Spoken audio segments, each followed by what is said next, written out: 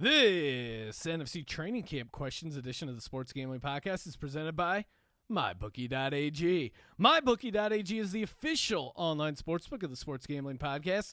Use the promo code SGP50 and get a 50% deposit bonus. Play, win, and get paid. We're also brought to you by Manscaped.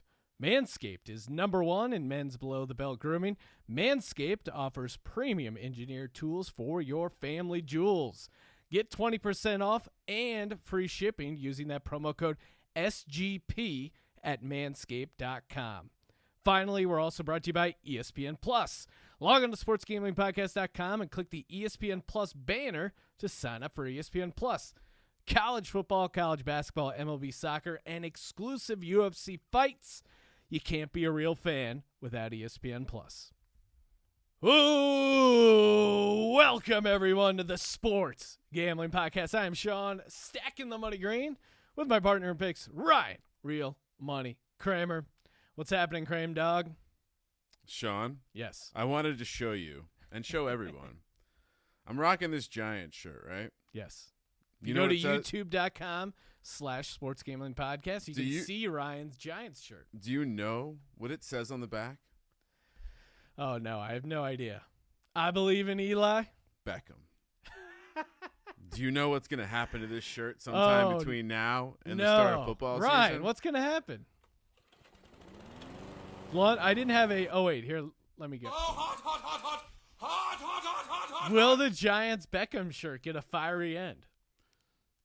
Fiery is too cliche. Okay. We got to figure something else out. It's not fitting for a boy like Odell Beckham, a millennial pussy like Odell Beckham. Maybe we should get a boat, like I don't know, some sort of like toy boat, give it a Viking funeral, light it on fire, float it out in the Echo Park Lake. I don't know if you've noticed this, but I was a little active on social media today. Which sidebar, quick side story. Okay.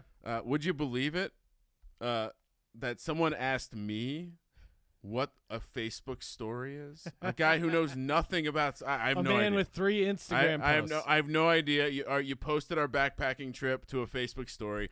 I don't know. I think it just goes away. I think this is how. Anyway, back to if you saw what I posted to the Sports Gambling Podcast Twitter feed today, Sean. Which, by the way, Twitter got a facelift. I don't know. It's different. Yep. I don't know if I'm Change into it is yet. Scary. Change is very scary. And if I scroll past the awesome picture of that Thai dude vaping on our feed right now, God. I noticed. See now I lost. It's not in there. What isn't in there? I don't know. I was on the Twitter feed. Oh, Beckham, there it is. Odell Beckham. Mold retirement. This comes on my phone. Did you see this? I posted this. Yes, I did. Odell Beckham Jr. says he felt disrespected by Giants and thought about leaving the game. Oh, there's no reason to fade the Browns this year. No reason. This came from a GQ story. First, alarming. Why?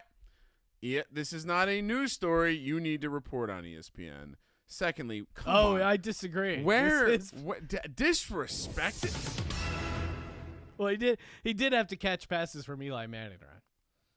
Wow. Is that where you're going with this? Well, how else would he feel disrespected? What did they do? They kissed his ass the entire time he was there. This is my point. They let him do anything they wanted. This is my point. They didn't break up the fact that him and a kicking net made out for a good half an hour. And he wanted to take his toys and go home? Shut up, you whiny, attention-grabbing baby. That would have been really awesome if he would have retired. Pull the tape when he got traded. I was mad. I was upset. I was disappointed. But, yeah, it's unfortunate the door didn't hit him on the way out. What a millennial. How is that? Really? You thought about retiring. You really thought – you said to a reporter you thought about retiring. That is some half-ass backwards bullshit from a millennial. Things are hard. Deal with it. Life's hard, bro. Life's fucking hard. It's gonna work out with great with him and Baker. Got me all fired up. Oh, yeah. Who's got more drip? There's a lot of drip. No, dude, they're going to be swimming in it. They can throw their own boat party, Ryan. So much drip going on over there in Cleveland. So much drip. But can we talk about one more topical Yeah, thing? sure. This Tom Brady video.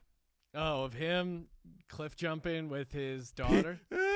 All right, Where were rarely am I going to defend Tom Brady, but he's jumping off a baby fucking wheel, man. He's jumping off like a 6 to 10 foot rock into the ocean or something with his daughter, which is super awesome. It's one of the few times you will hear me say Tom Brady's doing something awesome. And really, people have a problem with this. Yeah, it's pretty insane because it's like 5 feet high. It's not, a cliff is, that's extremely generous use of the word cliff. You want to grow a child to end up like Odell Beckham Jr., who might mull retirement over hard times? Yeah, you let that kid decide he doesn't want to jump off the cliff. You let that kid. You know what you do? You grab him, you pull him off the cliff, and you show him that wasn't that scary. You're still alive. You know what I taught the kids this weekend, Sean, while backpacking on the beautiful island of Catalina? Hold on, let me gas it up. No, it's actually this is more of a Jim Nance thing. Okay. As they were struggling through the 7.5 mile grueling hike, which you've done before, Sean. Yes, I have. It's not hard, but the heat can get to you. It's definitely long. It's challenging. Backpack on your back. I cited a great source of wisdom in our youth, Sean, and I told them, listen, girls, pain, that's just fear leaving the body. Did they appreciate that? They bought it. They on the hike back. I got a daddy. I feel the pain leaving my body. Or I'm sorry, the fear leaving my body. And yeah, no, this cliff isn't. It's not even the height of a normal high dive. I mean, it's the same people who tore down the high dive. The people that are mad at Tom Brady. Yeah. It could be worse. He could be making out with his son, right? Yeah. Well, that's way more inappropriate. This is pretty cool, and this all comes things compared. Yeah, and this comes on a weekend or the end of a weekend where we find out that Tyreek Hill is not getting suspended. No, why would he be suspended? What's going on with the world? How do they not suspend him? I get it. I love the NFL. I defend the NFL. I'm still going to watch the NFL regardless, even if they don't suspend Tyreek Hill. This is crazy, Sean. But where there's smoke, there's fire. What's the downside? Oh my God. All right, who's going to be upset when Tyreek Hill is suspended? Besides Tyreek Hill and that crazy Chiefs fan we used to watch games with at the Palazzo. Get mama the ball. The kid has a broken arm. Regardless, I almost understand law enforcement. Law enforcement doesn't know who to charge, so maybe it's this weird. But I don't. If that's the case, like they don't know. From what I briefly read, they don't know whether to charge the mom or the dad, so they don't really have a case per se. But isn't that every child abuse thing? Could it just be the dad says it's the mom and vice versa? Put them both in jail. Since when did Roger Goodell give a fuck about what the law enforcement said? Or what the people said? Who is he?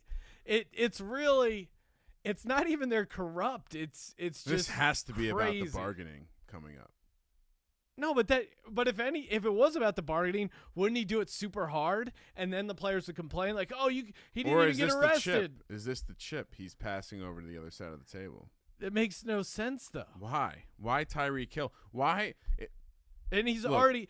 It'd be one thing if it was his first incident, but the guy came in with tons of red flags, tons of heat. I don't know. Again, on the same, like we just found out a bunch of people getting suspended 4 games for having a little HGH in their system or whatever. Yeah. Anyway. Hopefully he's not juicing. For the kids' sake. Off the soapbox. All right, let's get to it. Let's just talk about the NFC, the National Football League. This is our NFC Training Camp Questions edition of the podcast. We're just going to be going team by team, taking turns throwing out big questions that we're going to be looking at going into the season, training camp, or just shit we find funny. And then at the end, we have a little bonus. We are syncing up with a casting director. This woman is casting NFL fans for a Amazon Prime reality show because Amazon has Thursday Night Football, yada, yada, yada. So stay tuned to that if you want to become a reality star in the for being an NFL fan. Sounds pretty awesome. You know what else is awesome, Ryan? MyBookie.ag, the official online sports with the sports gambling podcast. That's right, 2019, things are changing, Ryan. The world is progressing, including MyBookie.ag. Proud to announce their own super contest. You don't need a proxy. You don't need $1,500 like the one we've done for so many years. All you need is $100. And all you got to do is go to mybookie.ag/super contest. Each week you pick 5 games against the spread, and there's no rake. MyBookie is not raking the pot at all. Every dollar that is entered into the contest will be paid out, including $100,000 guaranteed to first place. $100,000 just for picking games against the spread. Kramer and I will be in there as well, mixing it up with you guys. Go to mybookie.ag/super contest to sign up. And while you're over there, signing up for mybookie.ag, make sure you use the promo code SGP50 for a 50% deposit bonus. Play when you get paid. mybookie.ag. Bringing some personal shit on the corporate jet, huh, Sean? Yep. I have no idea what you mean by that, Ryan. Oh, I was just referencing the getting yourself cast into some superfan show by way of an interview. I like yeah. Well, I'm playing both angles. Personal business on the corporate jet. Okay, let's start with the probably least popular division amongst our listeners. Oh, the NFC South. I feel like we don't have enough NFC South fans. If you're an NFC South fan, hit us up. I know we got some Saints guys. Who dat? Who dey? Who Atlanta Falcons, first team we're going to break down.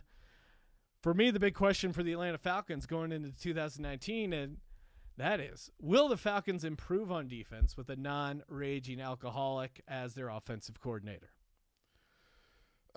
Well, I think the answer... It's a disability. He actually sued USC. Well, I was going to say, we don't have yeah, any... are we not? Actually, we're not allowed to make fun of people with disabilities. So calling him an alcoholic, we're not supposed to be dropping A-bombs on the podcast. This is a politically correct podcast. Are we sure the new guy isn't an This guy just dealt with a season of Jameis Winston, Sean. Jameson Winston, as I like to call him, because he encourages you to drink. Dirk Cotter coming in as offensive coordinator for the Falcons. It's tough to get a real read on Cotter. You could... By watching Hard Knocks, you could tell he wasn't head coach material. But a lot of those guys who aren't good head coaches end up being good offensive coordinators. He had a run with the Falcons 2012, 2014 offensive coordinator. Pretty solid offenses back then, I think. 2015, he was OC at Tampa Bay before he became the head coach. Jameson Winston really liked him. Will we see a similar bonding with Matt Ryan? To me, this Falcons team, I'm just not that excited about anything going on with the Falcons right now. Really? What Sean, part of the reason they were a darn good team with Kyle Shanahan. That's true. And then Sarkisian comes in and the whole bummer. reason we clowned on them was this guy was literally a drunk. And he's now gone. And they're bringing in a guy who is just about as pass happy as you can be on a team that plays on turf. What was the number? 13 games it's inside. a crazy number. Calvin Ridley emerging. Julio Jones is the best receiver in the NFL. Not a lot of respect, but he's one of the best guys. It's the whole touchdown thing. I like him this year, Sean. I typically hate the Falcons, but as I do my prep work, Sean. Yes. When are we starting those divisional previews? Once August hits. Right now it's football in July, so we're just Is tickling. It still the feather. July? We gotta wait. Maybe we'll drop one division preview at the end of July. I'm going to Hawaii in the end of July anyway, Okay. Sean. So, yeah, I like them this year. I think the answer is yes. They will improve a lot. And I think you are forgetting how much we disliked Sarkisian and thought he was a clown. So I think they improved by. It feels like they can't not improve some. Now, how Matt much Ryan, will they improve? Matt Ryan's the limiting factor, I think. Yeah, and Matt Ryan, he had that one MVP like season, but then other than that, it's just kind of been like a hair above average. I'm Matt Ryan? intrigued by their win total of 9. It's interesting. I mean, especially this division. I'm definitely down on some teams here. All right, Sean. Carolina Panthers. You might as well. Speak of the devil. You might as well have gone down this route, but it's the Cam or Sham question. Will his health help him return to 2015 MVP form? Because that's what this team will need to take it to the next level. In a division where it seems as though they're going to have some tough outs. If he's not playing at the high level that he has in the past, and he is Sham Newton, they're in trouble. So that's my question. Like, how's he looking? How's he jiving with the team? I just don't see how he's going to be good. I mean, I granted I'm a Cam Newton hater, but you're definitely a hater. Watch All or Nothing. That guy does not. He just doesn't strike me as a franchise quarterback. He's not.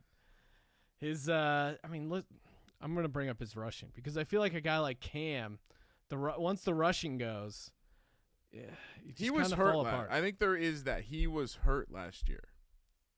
Oh yeah, I don't doubt that he's hurt last year, and I think he's going to be kind of hurt this year. His rushing dropped from 2017 754 yards to last year 488 yards.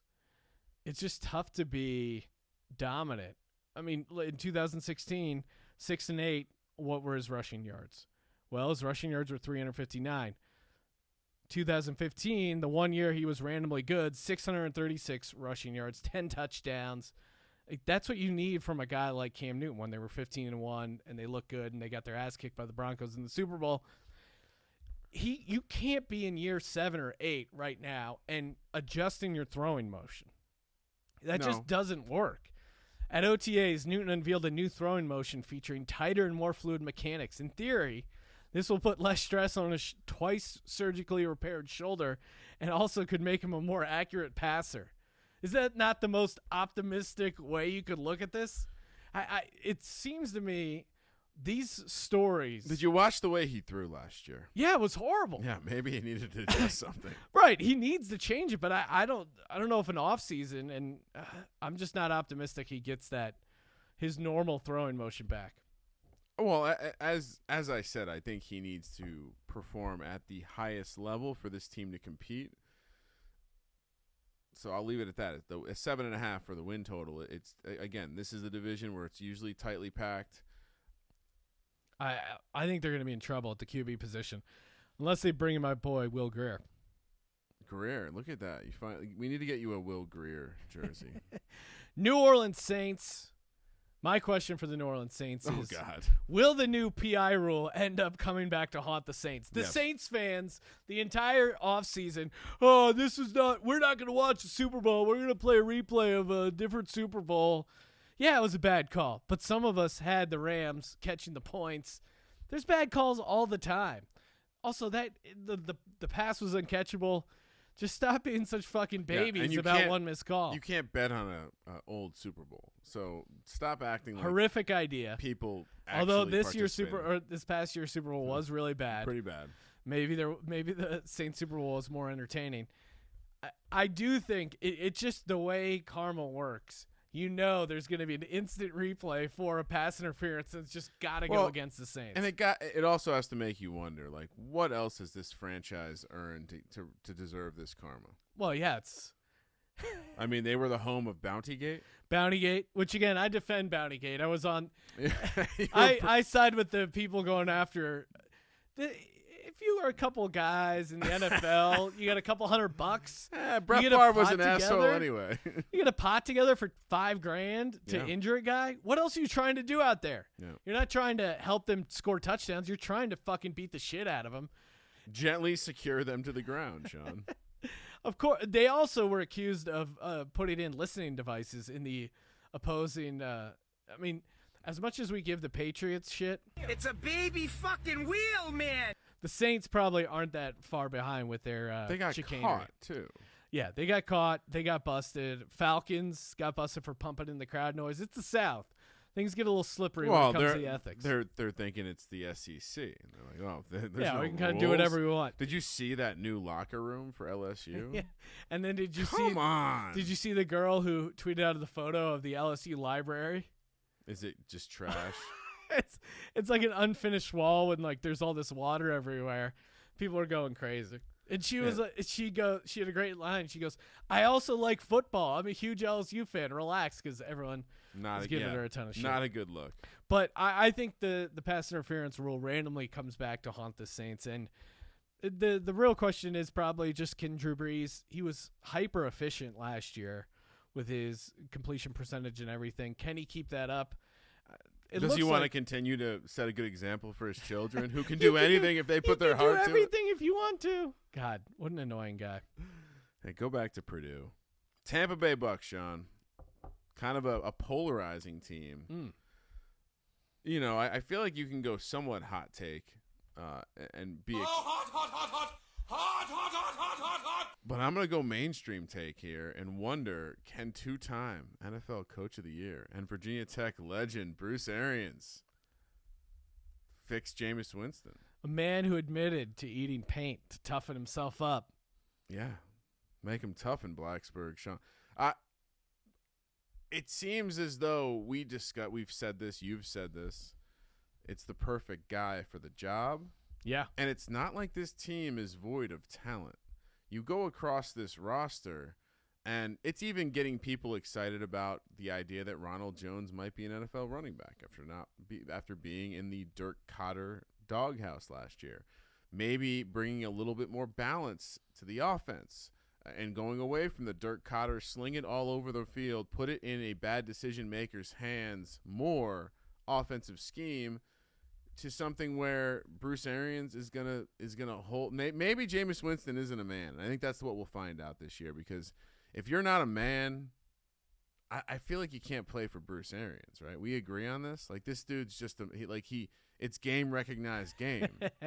Bruce Arians, he doesn't put up with any bullshit. I don't think he would put up with Jameis Winston trying to fondle an Uber driver's vagina.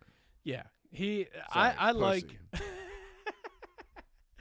I mean, I couldn't say enough kind words about my man Bruce Arians.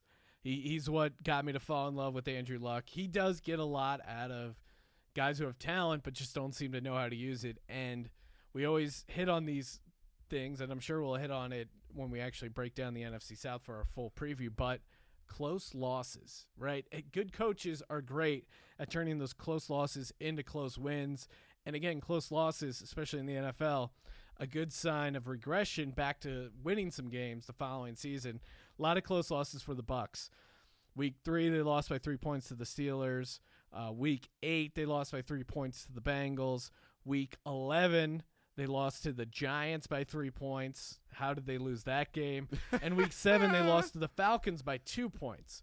So I don't think it's that crazy to think that maybe they win some of these close games that they had been losing previously, because they have a guy like Bruce Arians that can get a lot out of people.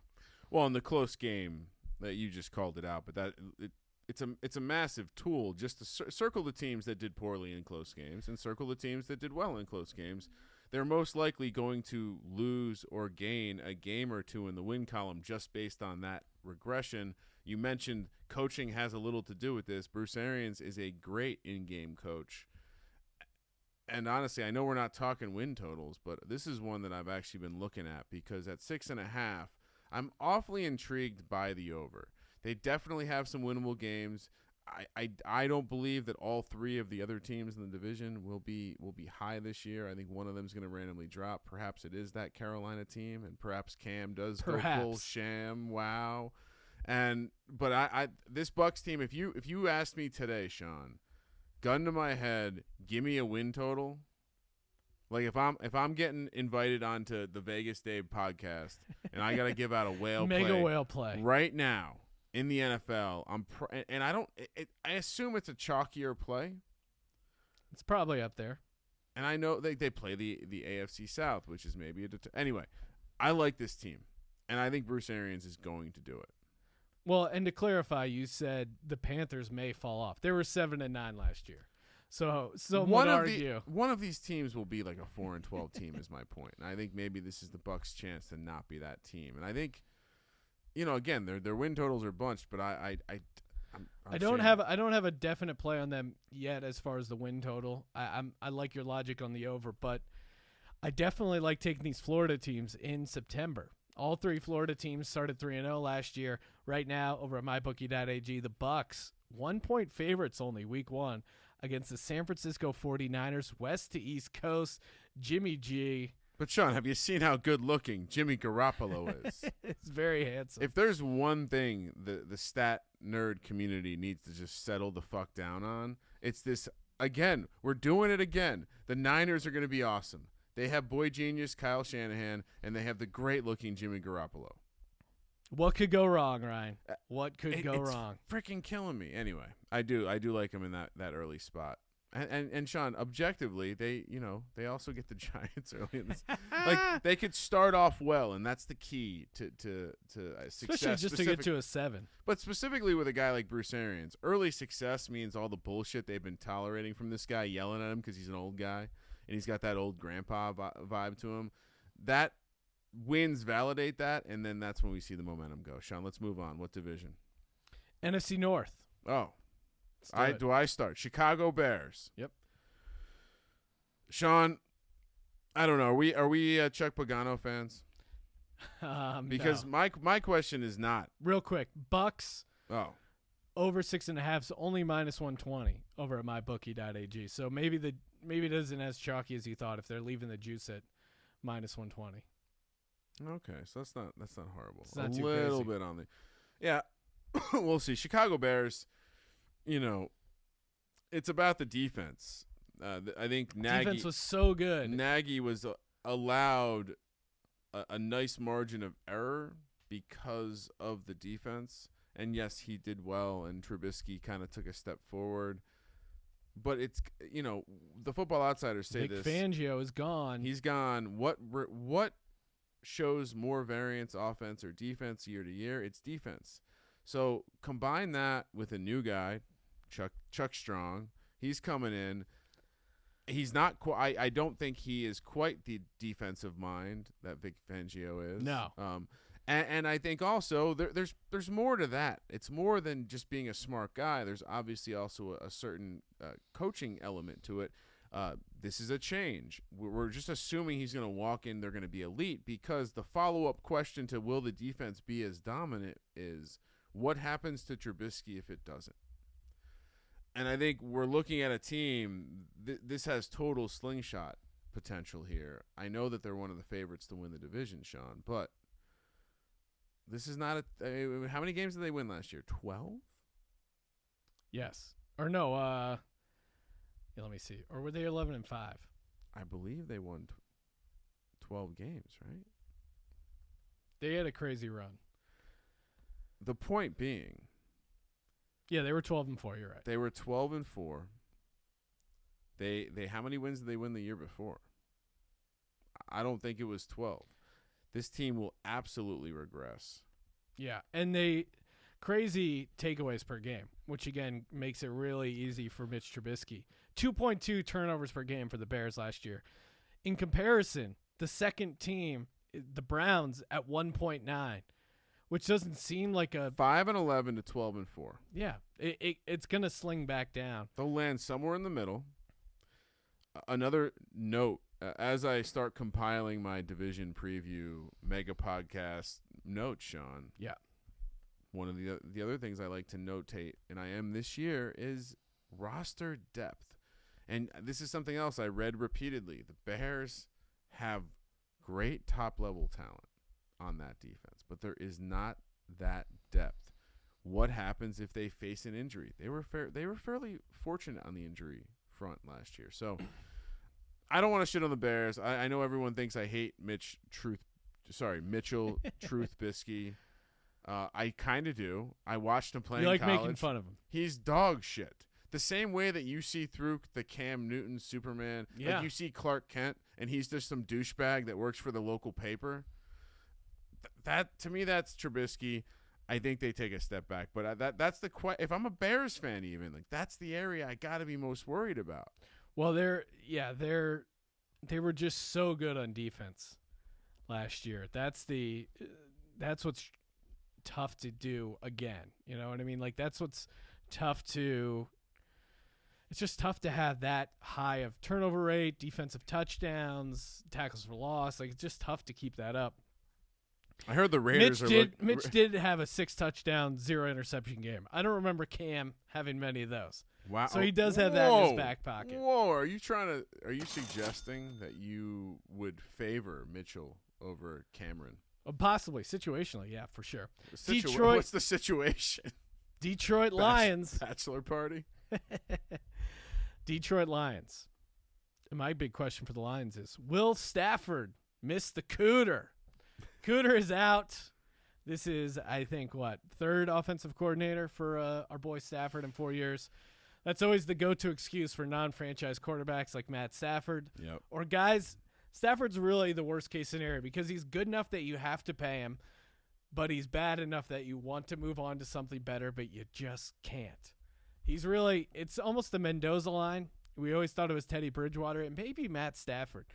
First year in a while, he didn't hit I don't think he got. I think he's above that line. Yeah, but not by much. But he also hasn't. He's not been in a situation where he's. I feel like he's in a forever. First time since 2010, he didn't get 4,000 yards passing. He can't take you over the hump. No.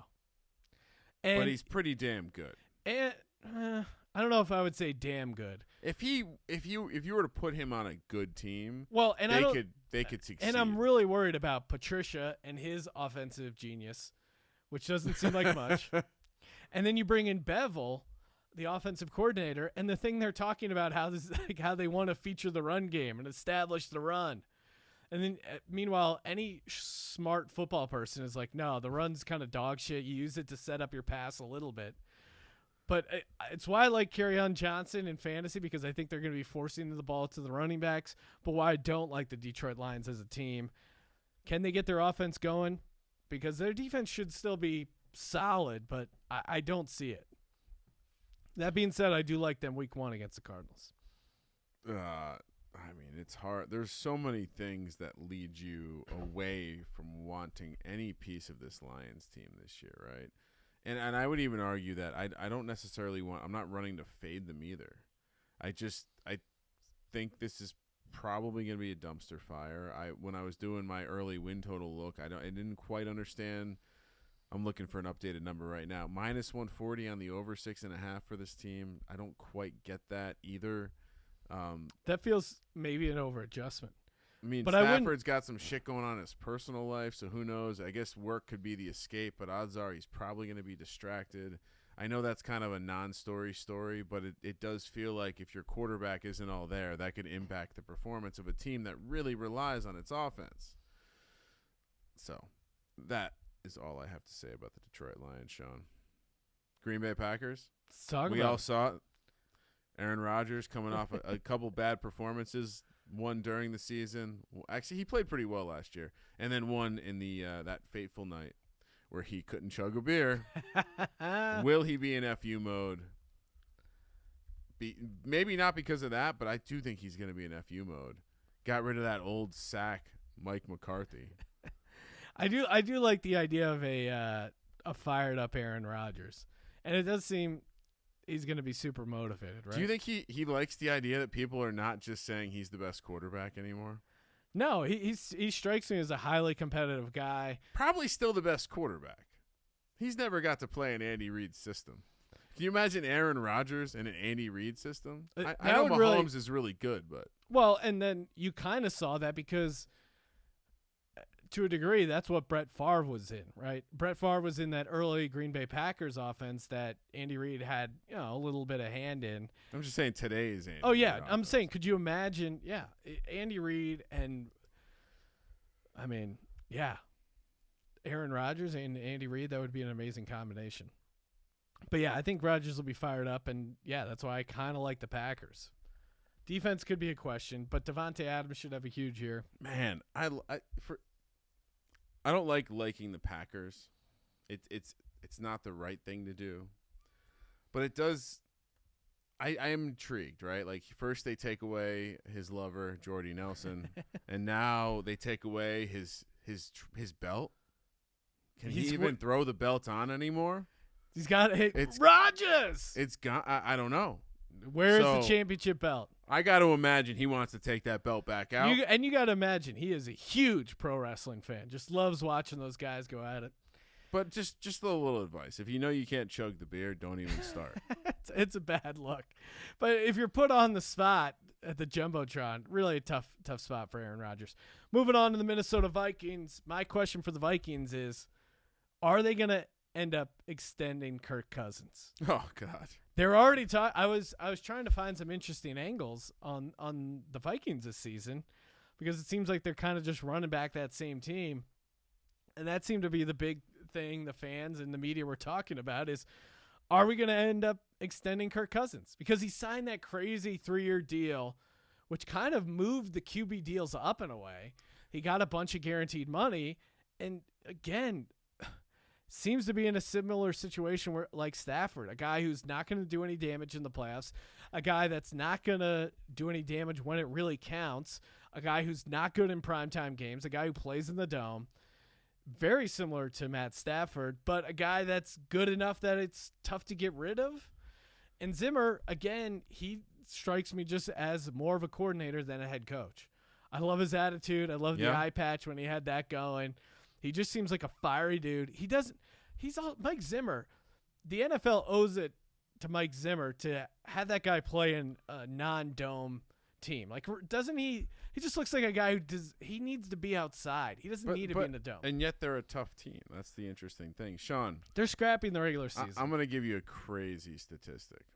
Lay it on me. Kirk Cousins is the 16th. He's number 16 on the career earnings for quarterbacks. Well, Sam Bradford's probably in there too.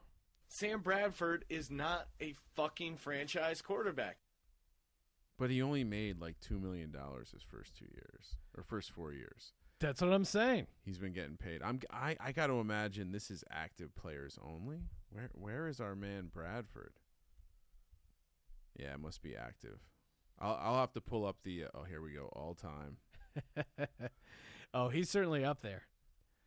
And we did that exercise. 14. He's number 4 he's number 14 on the all-time list. Never played in a playoff game. Kirk Cousins is number 27. He's climbing up. He's only made more than $600,000 for the last 3 years, and he's already number 27, right behind Mark Sanchez. He's the next Sam Bradford, and it's just a pleasure to have a chance to bet against him. Prime time, we bet against him, right? And he's check. To his credit, he's at least been in a playoff game. Could never say the same thing for Bradford. Ryan? Yes. Sean, I have to take a little break. Yeah. And I have a surprise for you, Sean. Oh, what is it? Well, Sean, hold on. On the video, you're going to see this. Okay. I got to reach down and get your I got you a belated birthday gift. Oh, wow. To go with the super manly knife that I got you. Yes. I got you your very own lawnmower 2.0 and an entire gift bag courtesy of perfect soundbite for this. Yeah. Courtesy of manscaped.com, Sean, where you can get 20% off now and free shipping when you use the code SGP. As you know, yes, I just went on a little backpacking trip, right, Sean? Chafing's always a big issue for me in backpacking trips. A couple things. Even though we went with the whole family, I knew there might be some intimate moments. You don't want to be a bear out there backpacking. And so I was like, you know what's really gross, Sean? I've been using this beard trimmer on my balls. Oh, God. Wait, hold on, Ryan. That is a disgusting act. Joe Buck thinks that's a disgusting act. So I was like, let me try this out. Sean tells me we have this new sponsor. Very excited about it. So I try it out, and it's super cash money. Oh, really? All right. It's super. I mean, not that we generally talk about these kind of things, Sean, but I highly recommend it. But as you pointed out, they have something called the crop preserver, which chafing is a problem. But not only is this anti-chafing, Sean, for your balls. I don't know how to say that cleverly. No. Also, as advertised. Deodorant and moisturizer. Oh, man, the Because, whole nine. you're hanging out in the ocean, the salt water, it gets dry. Anyway, so I ran over to manscaped.com. I plugged in the SGP code, and I bought you a belated birthday present, Sean, because I'm sure you have some romantic getting coming up. Oh, or yeah. maybe you just want to get ready for week 1 NFL out in Vegas. I got you your very own kit. So, head over to manscaped.com. Get that 20% off and free shipping when you use the code SGP. Again, that's manscaped.com. That's 20% off with free shipping at manscaped.com. And, Sean, lastly, you can find us on Apple Podcasts, Google Play, Spotify, and CNLS Media. Awesome read, Ryan. Congratulations. And, awesome belated birthday gift. You take that, Sean. I will be using this on my back and my one testicle. But, yeah, I'm a very hairy guy, so I'm sure my wife will be thrilled that we have a lawnmower in our house. Team game, right? Living in Los Angeles, you don't own a lawnmower because why would you do that? You can pay a guy $40 a month. Yeah, generally either you have a super small lawn or there's so many willing laborers out here to mow lawns that people just farm it out. So I don't have a lawnmower, but now I finally do. Can't wait to fire up the old lawnmower. In the Green household, manscaping's a two-person job. NFC West, Arizona Cardinals. My big question for the Cardinals is, how do the Cardinals not end up with the worst defense in the league in 2019? Like, what? Does some team get hit by a bus? How do they not have the worst team defense in 2019? Well, you use advanced analytics and don't look. I mean, they're certainly going to have, by traditional measurement, because their offense is going to be running such a fast-paced system. I think you're going to see that for sure. They're gonna all of the counting stats on defense. It's gonna be hard to look good. How do they not have the worst defense? They turn people over, right? You play that. Well, we don't care if we give up touchdown drives because we're going to turn the ball over, give it back to our offense, and the air raid is going to revolutionize the NFL, like our boy Mike Leach said.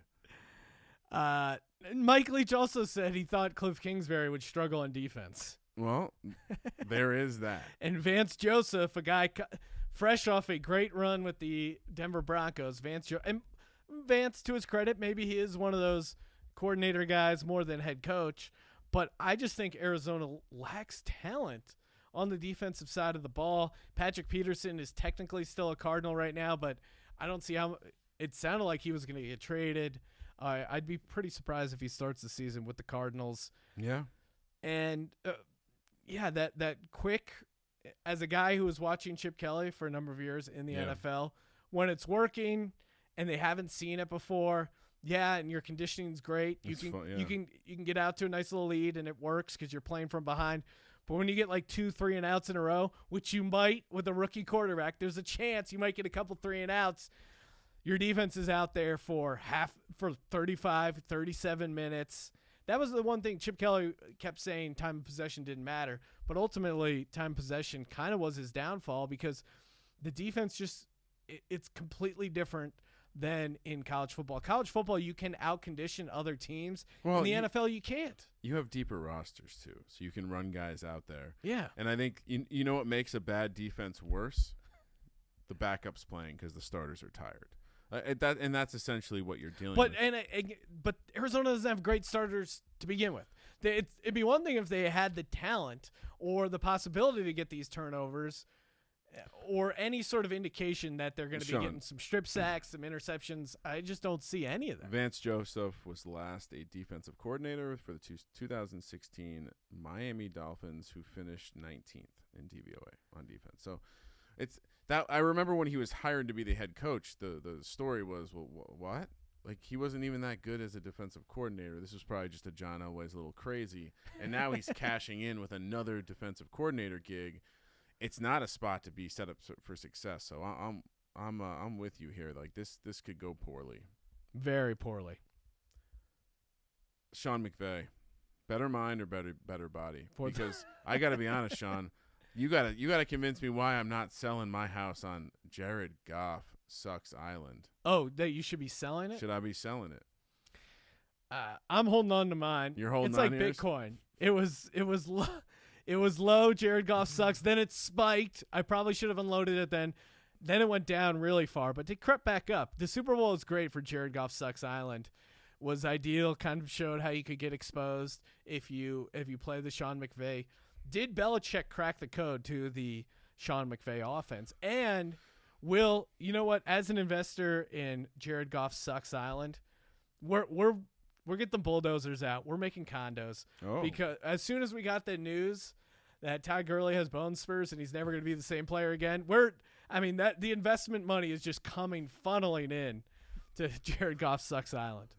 Eventually, he's not going to be able to keep giving him the pre-snap reads in the headset, right? That's an easy workaround. And you saw that in the Super Bowl where they would make the shifts late to counteract something that fucking Sean McVay is talking about in the press. Yeah, and Sean McVay got married. That is always a red flag when a young upstart, super successful guy gets married. Ask Tiger Woods. It's the beginning of the end. Luckily, I waited till I had already peaked to get married. But when you're young, you're hot, you're on the rise like Sean McVay as a coach, that's the worst time to get tied down. Now you're gonna be planning a wedding and dealing with Jared Goff. That's a nightmare. I had to plan a wedding, and I didn't really plan it. I was just around the planning of it. You think you're gonna actually have any sort of input? You're not, but you get sucked into it. You're cutting a million checks left and right. You're dealing with the stress of living with someone who's planning a wedding, and you're just gonna give the check to the wedding coordinator. Yeah, fucking right. You give him thousands of dollars to be like, what do you want to do? I don't know. That's why I gave you the money to figure it out. Anyway, Sean McVay has got his hands full. Yeah, I certainly. I mean, this also confirms the fact that he was definitely in at least one locker growing up, because this is He's something making up for lost time. This is someone who's just like, oh damn, like. I met a hot girl. The ocean's big, bro. You're in LA. Just chill. Just chill for a second. I think the fact that people didn't get to this sooner, I guess, is surprising. But Jared Goff, clearly not a smart man, or not the smartest man. McVay maybe still trying to figure out where the sun rises. Maybe super smart. Yeah, guy who grew up on the West Coast. Anyway, yeah, I mean, it's hard. Listen, this team will be a good regular season team, I think, as long as Sean McVay is the coach. Because as we know, Sean, he is a top 3 head coach after Andy Reid. Jesus Christ. Dude, you won't shut the fuck. Doug Peterson's a better coach. And he hasn't faced any adversity, really, to the similar level that a guy like Dougie P has. So it'll be interesting, because I think there could be some adversity this season for the Rams. They've also been doing some interesting stuff with the way that they're paying people, and at some point it feels like the Jenga block is going to come crashing down. It's going to hit the fan. Yep. Next up, San Francisco 49ers. Biggest question for me is, in what week will we be exposed to the fact that George Kittle is a fraud and is not a top 10 fantasy football tight end? It's the biggest question. It's your biggest question. It's my biggest question. Personal vendetta. Well, I wanted to try and think about a different angle besides how will Jimmy G look coming back from the ACL. He had close to a year to get back. I was so ready to fade the 49ers last year because they were getting just so overhyped. They were almost the Cleveland Browns of this year, right? Similar like, hey, just got a new quarterback, although Baker at least was playing with the team. Yeah. It's not exactly parallel, but as far as the team, all the experts were picking to, hey, I like a little, Bill Simmons like, I could be tucked into a little plus 2,000 San Francisco 49ers. Oh, wow. Okay, we're going there today. Oh, and Jimmy G's going to be doing Jimmy G type things, and Kyle Shanahan, that guy's smart, man. He played. So I thought you were going to go for the Maze angle of like because the stats guys are just they're just all over this team. The 49ers they were just playing from behind. So all their offensive stats to me are pretty fraudulent. Their first down efficiency. It's like, settle the fuck down. As far as like stat guys and next level analytics people, why do the San Francisco 49ers have a fullback? Like what advanced analytics shows the point of having a fullback? I guess in fairness, I think it is starting to show that it allows you to be a little bit more versatile, because you Ryan, can run how out dare of you these two. defend? I'm just saying, I'm not anti-full. I thought you were pro fullback as well. I am. Sean, I'm looking on the, again, big social media guy. I'm over on the gram right now, or whatever they're calling it today. And George Kittle throwing up 365 on the bench. Good for him. Come at me, bro. He's ready for you. I'm not scared of him. Seattle Seahawks. Sean, you threw me off earlier today as I was researching this. When you sent me that Russ Wilson picture that I guess he posted himself. Well, how do you describe this? Wait, I didn't send it. I tweeted it out. I saw it on our feed. But help me understand this. Like, talk me through what's going on here. Well, describe the photo, Ryan, because it's in. Because it sets up my question, where clearly Crazy Is is he set up in- for success in Seattle. And my question really is, has Pete Carroll figured out what happened to building number 7 so we can get back to being a fucking head coach? But no, seriously, if you haven't looked at the Gambling Podcast Twitter feed, please do. Yeah. This picture of Russ Wilson is – can it just be the post picture? Oh, yeah. Yeah, I know that's you probably already did that work, but we need to – No, it's worth changing because it's a pretty amazing picture. So, yeah, we'll make it the post photo, Ryan. And it ties in because later we will be talking to a real Hollywood casting director, and I'm sure she's got some great insights in football, as most people in Hollywood do. Diehard football town. But yeah, it'll tie this whole episode together. Pete Carroll. But as much as we like to joke about Pete Carroll, 9/11, Russell Wilson, his weird slick back hair, all the weirdo stuff that he does, the concussion water, everything that both these guys are involved in, which is a lot of weird shit. They've been really good together. If you just look at one win-loss, when was the bad Russell Wilson season? I mean, I think Russell Wilson has been great the entire time. Yeah. I think the Pete Carroll system, just look at the win-loss though, and some of that early on was definitely carried by their defense. But starting from 2012, 11-5, 13-3, 12-4, 10-6, 10-5-1, 9-7, 10-6, like they just are a very consistent duo. And they've shown in 2018, like their defense was nowhere near what it was before. And then Russell Wilson, 35-7, like 8.1 yards per attempt. 8.1. That's a huge jump from 2017, 7.2. I'm high on this Seattle team, actually. I guess the question becomes, or I just think their floor is still really high. Has the shine worn off this quote unquote scheme, this defensive scheme, right? Like they hit the lottery when drafting Cam Chancellor in the 4th round, but right getting now, Earl Thomas on the rookie deal. But right now, my bookie, the win total is 8.5, -135 on the over. Russell Wilson's only had 1-9-7 season. That's a trap, though. I think. I mean, when was that season? 2017. What did they do last year? 10-6, 10-5-1. They're just. I too enjoy the smooth stylings of Russell Wilson. It's something I like making fun of, but also it just kind of works. Like they're like the perfect weird duo for each other. What are they gonna be though? Like, I know you're a big fan. Like David Moore is this year's Tyreek Cohen for you, but what are they going to be? I don't know what they. You mean you're struggling to figure out what their identity is? Are they really gonna be a smash mouth, like run the ball, a shitload team, and hope that keeps Russell Wilson from getting smashed? At some point, Russell Wilson gets hurt if he keeps getting punished like this. I know he's a tough dude. At some point, he gets hurt, and all of the success you highlighted more to do with Russell Wilson than it does Pete Carroll. Yeah, and I'm just not ready to bail on them yet. I'm not bailing. I think the win total is fair. I'm probably higher on them slightly because I'm not all in on the 49ers like the rest of the world. But Sean, yes, let's move over to the NFC East. The NFC East. I'll kick things off.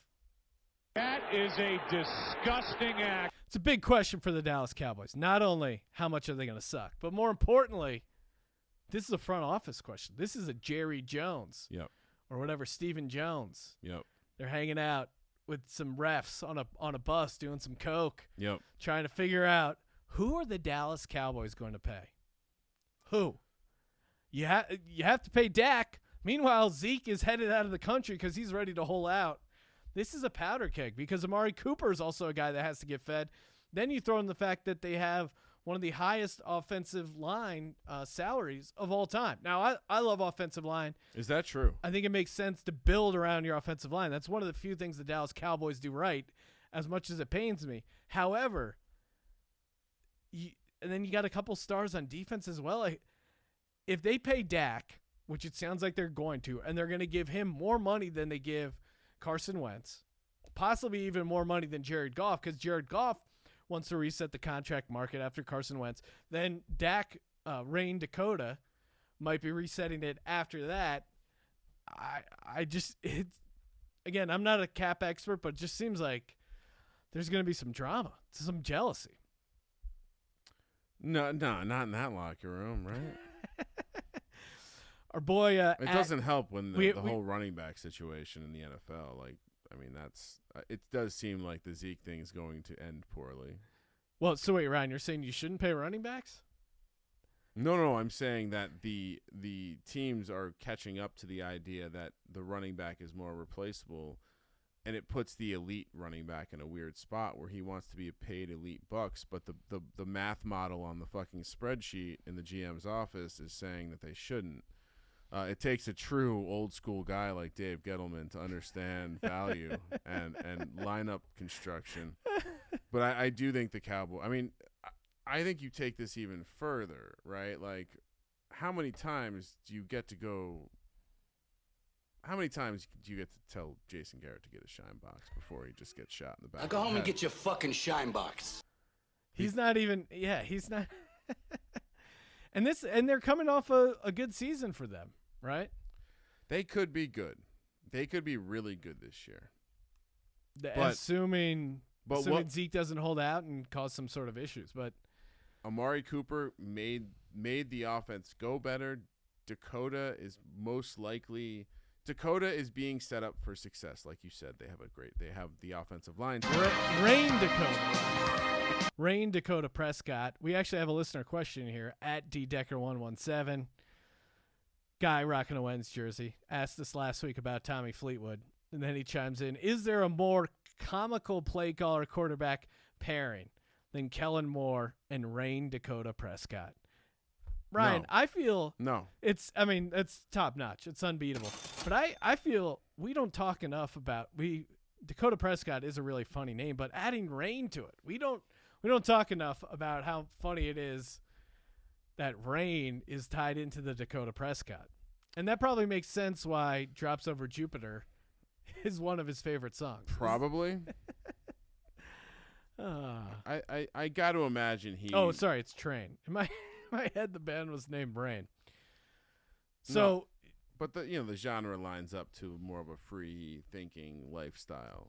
So the big question for them is: does the off-season drama, which seems prime for the, just prime to implode, does that bleed over to the regular season? Again, Jason Garrett's the coach. We know what that means, right? Like they're stuck in a pit of quicksand of mediocrity. He was the original 8-8 guy, going 8-8 3 years in a row, and then now he's back to alternating double-digit wins followed up by bad season. So 2014, 12-4, then 4-12 the next season. 2016, 13-3, followed up by 9-7. 2018, 10-6. Follow this formula, they're going to be 7-9, according to that very highly math-based formula. Okay, Kramer, I'll go back to back here. Go back to back, Sean. New York Football Giants. You wouldn't let me do that. I see. No, I had to do the Giants, and I'll do real quick though, Sean. Yes. I was just perusing some facts on Mr. Dakota. Mm-hmm. His real name, it's not a middle name. His real name is Rain Prescott. Dak is a nickname. Dakota's a nickname? His real name is Rain Dakota Prescott. Yeah, that's what I was saying. Oh, Rain is the real first name. Yeah. Okay. I feel like we either didn't know that or we haven't talked about that enough. Because in my head, it was like when we discovered it was Dakota, we fell in love with that. But then Rain Dakota just adds a whole nother level to it. Dak Prescott's name comes from Dakota Dude, a character in the 90s cartoon Wild West COW Boys of Moo Mesa. The fictional Dakota was known for possessing a cool temperament. He had nothing on the real. I mean, clearly his parents were potheads, right? Like That's some high people shit. Right? Yeah. All right, let's talk about the New York Let's do Football Giants. There's only one question. Oh, what is this, Sean? When does the Daniel Jones, a.k.a. Daniel Scones, era begin? Our man Sconesy, he just signed his deal for the rookie contract. He's getting his full signing bonus year one, which seems, I guess... Does that matter? It's all guaranteed money, right? Yeah, I don't know. It's just a fun little nugget to throw in there. Why do we care about this? Why do we care about it? Because anything that happens to Daniel Jones will be mocked and ridiculed. So it's something he's got to get used to. When does the Daniel Jones era begin? But to me, the bigger question for this podcast and for you, a staunch Eli Manning supporter, a man There we go. who, like your boy Deion Sanders, has proudly proclaimed, quote, "I believe in Eli." When, Ryan? I mean, we do remember that awesome eulogy I wrote for him. Yes, I do. He's number one in my heart. So when do you want it to begin? Do you want Daniel Jones to be the day one starter? When do you want him to start? Because I guess you would counter by saying never, because that means Eli and the Giants are going on a sweet playoff run. Well, while I think that Eli, he may just have one more miraculous run deep. Just picture that helmet catch. But it's Golden Tate instead of David Tyree. You can see it, Sean. You can see it. Okay. If I was the coach, Yes. and I was watching the same videos that say I've been watching on Giants.com of practice and things of that nature, I would have concerns about the zip on Eli's ball. What? I would have some concerns. What the fuck? I don't know if it was just windy days and Daniel Jones was thrown from the opposite end of the field.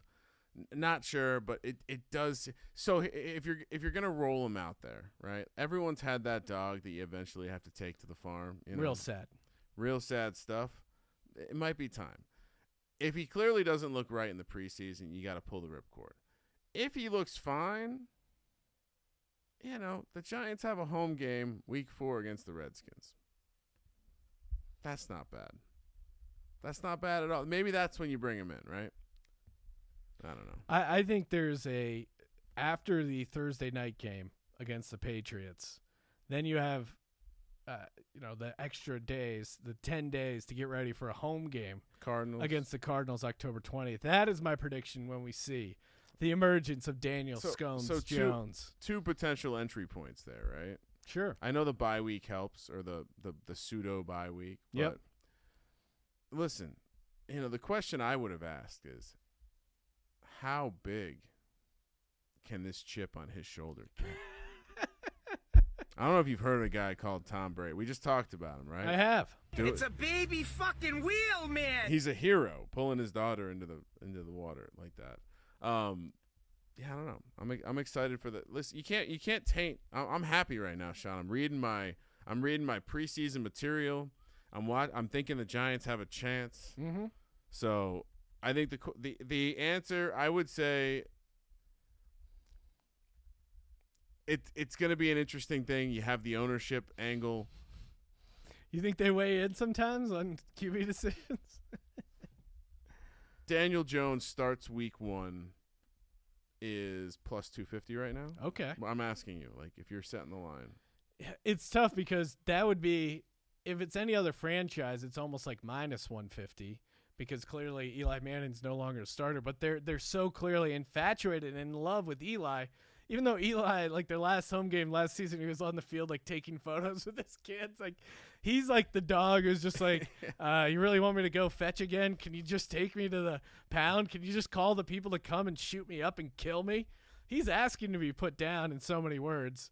He's like the old person who just keeps falling down the flight of stairs. You're saying horrible things about Eli Manning. This is not nice. Listen, it's the last year in his deal. It makes a lot of sense. No, it makes no sense. It makes no sense to keep Eli Manning on as the starter. No. No, I'm saying it makes a lot of sense that you can, like, it's easy to walk away. He beat him out in camp. But I do think that it's not going to be game one. I think for two reasons. One, you let Eli, like, have a situation where he gets to be the starter for at least one more game. And B, you get to bring in the guy. You bring in. It's always a good way. You always want the guy to replace the guy, I think. But who knows? If he wins early in camp, he beats him out. Like, there's also that get him more reps. Like, we're not getting better giving Eli all the reps. Yep. Sean, Philadelphia Eagles. They have a stacked roster. They have a not top 3 coach, but close in Doug Peterson. They have the great Howie Roseman, GM. The golden boy. They have an absolutely loaded roster. I'm surprised we're not talking about Dream Team 2.0. And he's one of those guys who will get penetration. They grew a little shorter in the pants this offseason, losing safety blanket and giant dong Nick Foles. But my question is, Sean, because this seems to be a problem. It's a reoccurring theme. He can't stay healthy, and that's Carson Wentz. And he can't stay healthy, and now he got paid? Well, here's the thing. You're going to pay a man that doesn't finish, Sean? I know you're going to tell me he's North Dakota tough. He is. Well, Strong. apparently North Dakota tough is not finishing when you start something, right? Threw a touchdown Fight pass through that fear leaving your on body, his blown ACL. sir. Fight through that. You know who thing. has no fear? It's Carson Wentz. And you can't predict injuries. Injuries happen. They're unfortunately part of the National Football League. And Ryan, you want to talk about chip on his shoulder. This guy, he's got a ton of chips on his shoulder. There's so many people doubting this guy. The difference between Carson Wentz and Daniel Jones is Carson Wentz has already proved himself in the National Football League, helping lead the Eagles to a Super Bowl. He's also proven himself as a starter, as a leader in the locker room, helping getting guys baptized left and right, a guy that people rally around, that they see him as a leader, and yet everyone's still doubting him. Oh, my God, can you believe they chose Wentz over Foles? And people like you saying he can't stay healthy. I'm not saying there that. are a tremendous amount of people doubting Carson Wentz right now and this Philadelphia Eagles team, and I couldn't be happier. Bring on the doubt. Bring on the hate. I think I said a lot of things to show that I'm not doubting them. I think there's just one giant question that can he stay healthy? Because if he can stay healthy, this team is competing for a Super Bowl. Exactly. If he can't stay healthy, like he has proven he can't, right? 2 out of 3 seasons, he did not make it to the finish line. Is that an accurate statement? That's an accurate statement. It's an accurate statement. So it wouldn't be crazy to say I'm a little worried about that because we don't have a proven commodity like Nick Foles to come in and whip that big dick around. We don't have that.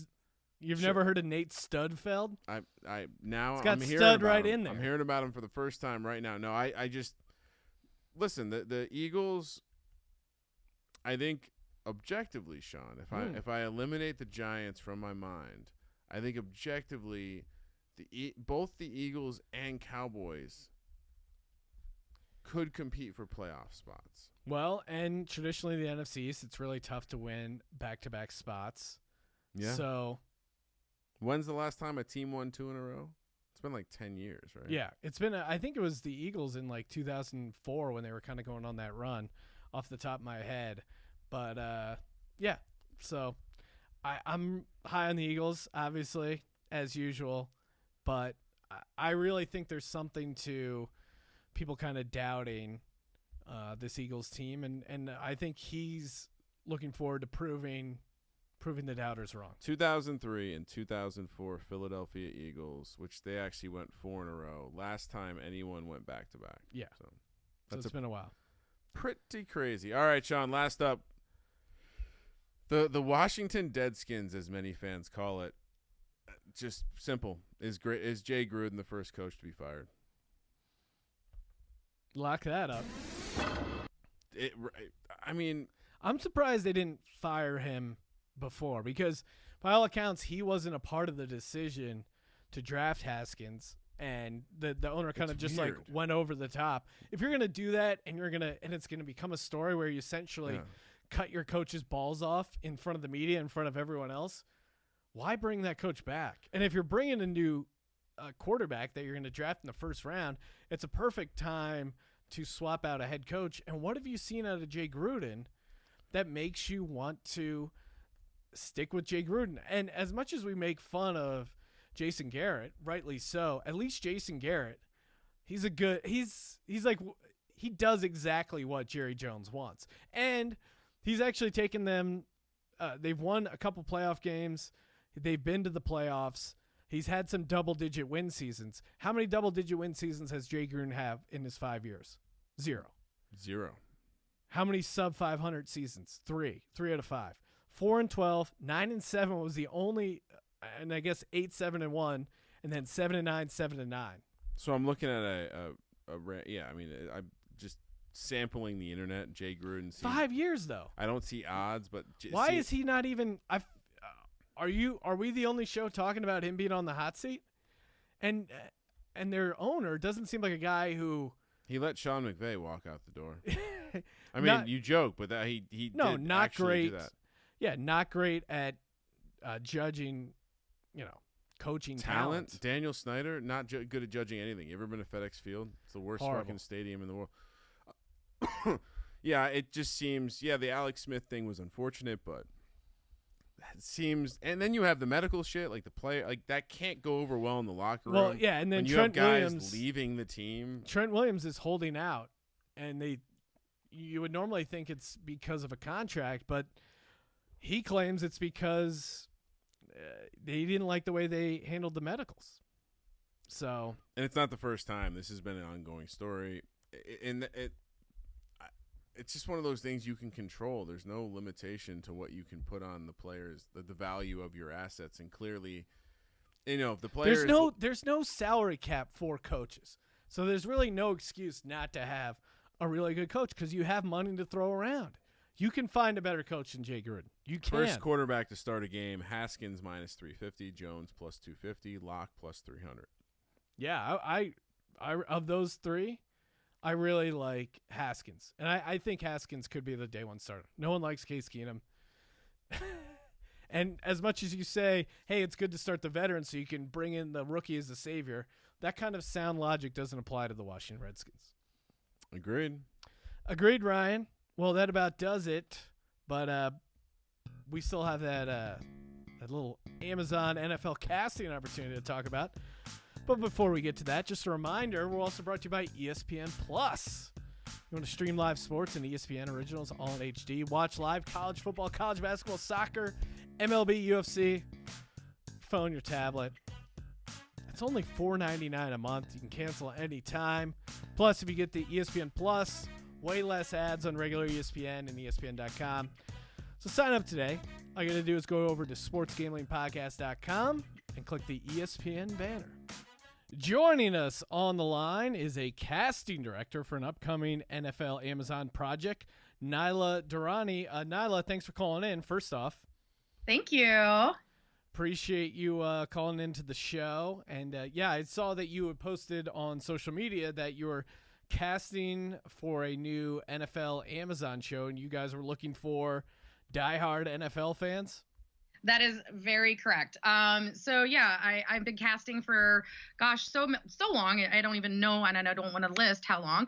But this is my first NFL project. So trying to get the word out there to this type of community. I just definitely want to be on shows like yours to get to your fans, because your fans are going to be people who watch the game and tune in. I'm kind of looking for. Did you ever see that movie Fever Pitch? Yes. I'm looking for that fan. I'm looking for the guy who's like, I have to like move my schedule around, my wedding schedule around, because it's not going to fit into my football team's schedule. You know, I'm looking for that guy. I'm looking for the guy who's the trucker who pulls over at the end of the night and, you know, at a certain time and tunes into Amazon Prime and watches his Thursday night football, maybe in his truck or, you know, in a truck depot area. I don't know.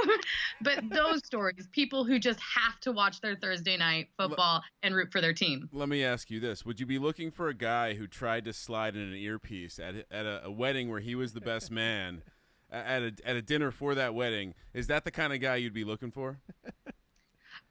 I mean, sure. You're talking to him. Because Well, all right, Sean, hold on, Sean, hold on. Sean Green over here. First off, I didn't realize this was a personal thing, Sean. You need to be on this show. I was not the best man. I was a groomsman. And we were in Hawaii, but also it was the debut of Chip Kelly's new offense. In Preseason Well, football. yeah, but it was the first time we're going to see Chip Kelly and this new high-powered offense coming out of Oregon football. I had to hear it on the radio.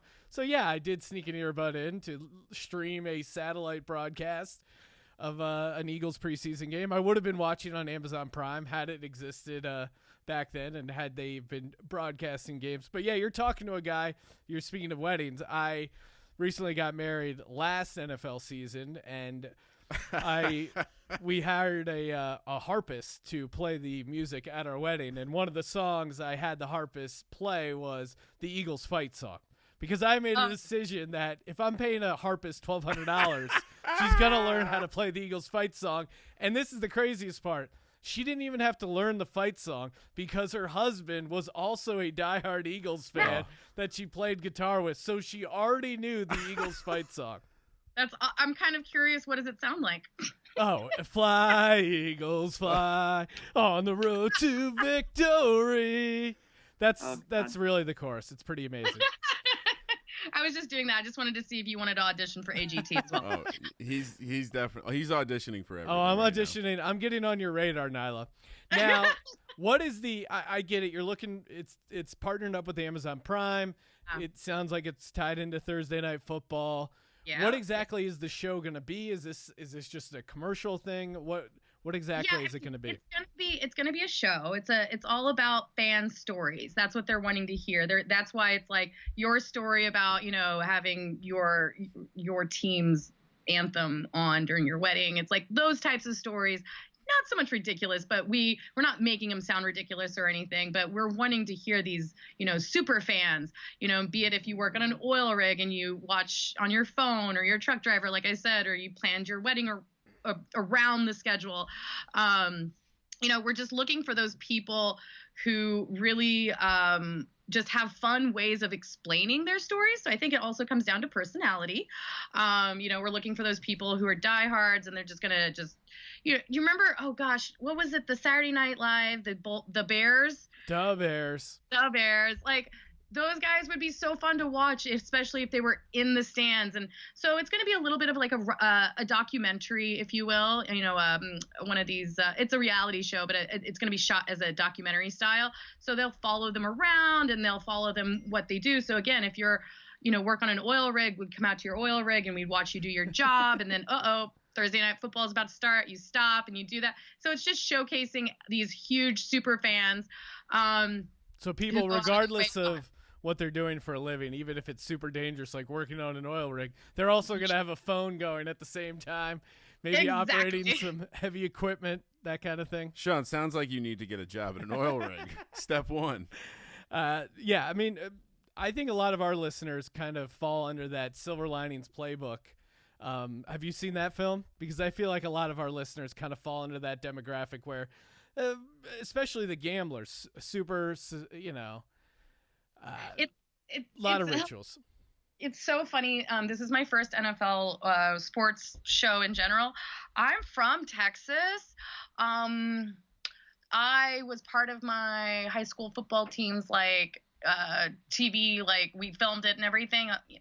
I don't know what I'm looking at. There's a ball. It goes through the air. I film it. That's all that matters. It's so bad. So you're gonna have to like break other things down for me because I don't understand things when it comes to football. I know that if I root for the Cowboys, I can't root for the Patriots. Well, Cowboys Eagles, that's really something you don't want to. That's like oil and water. You don't want to mix those two. Those two. Yeah. Are you looking for a certain specific fan base? Oh, yes. So we're definitely looking for certain fans over other fans. So we're definitely looking for Green Bay, Patriots, Saints, Cowboys, Ravens, Broncos, Seahawks, Steelers, Chiefs, and Colts. We're definitely looking for, other teams, but those are the primary teams that I think that they're really looking for. From my understanding, those are the highest teams currently. No, it's probably has something to do with the Thursday night Amazon Prime schedule. Exactly. If I had to guess. Yeah. But those are the ones that they're going to be focusing on the most. So yeah, Ravens, Chiefs, Colts, Cowboys, Saints, Steelers, Seahawks, Patriots, Green Bay, Broncos, all that. 18 up, if you're 18 years old, you can totally do this. Nationwide, all walks of life, black, white, gay, straight, doesn't matter. We just want to hear your story. Yeah, people who are tuning in every Thursday night. Great. Now, what's the best way to apply to this casting opportunity? We're gonna post on on our Twitter feed at Gambling Podcast. We'll post a link in this episode, sportsgamblingpodcast.com. Any other ways that people can get the application? Yeah, so you can go to Amazon Prime Thursday Night Football, fanatic.casting.castingcrane.com, which is ridiculously amount. So I'll say it again. Amazon Prime Thursday Night Football Fanatic Casting at casting or oh God, see it's so much. One more time. Okay. Amazon Prime Thursday Night Football Fanatics casting.castingcrane.com. Or you can just email me and I'll send you the link. It's nylacastingproduction@gmail.com. And my name is probably the hardest part to spell. So it's N like Nancy, A-E-L like Larry, A, castingproduction@gmail.com. Once they send me an email saying, hey, I'm totally interested. I'm a total NFL fanatic. I have a great story. I'll send them the link. They can sign up. All they have to do is click my name. That's how they heard about it. And we'll see where that goes. Awesome. Well, thanks for calling into the show. Appreciate you getting this opportunity out for the listeners. I think we have a couple characters for sure that are listening to the show. So hopefully they make it on, and best of luck. And we'll be watching you Thursday nights on Amazon Prime. Thank you for participating in the Sports Gambling Podcast. As always, check us out on the Instagram/Sports Gambling Podcast. Got the YouTube account going, youtube.com/Sports Gambling Podcast. We're going to be dropping some exclusive only YouTube content at some point coming up here, so stay tuned over there. And again, rate, review, and share on iTunes. And if you're in the LA area, July 24th, this Wednesday, 8 p.m., Sycamore Tavern, Colby Dant and I are going to be doing some stand-up comedy for the Sports Gambling Podcast. I'm Sean, second the Money Green, and he is Ryan. Will Greer starts in 2019-2020. Over a half is plus 110. Kramer, let it ride.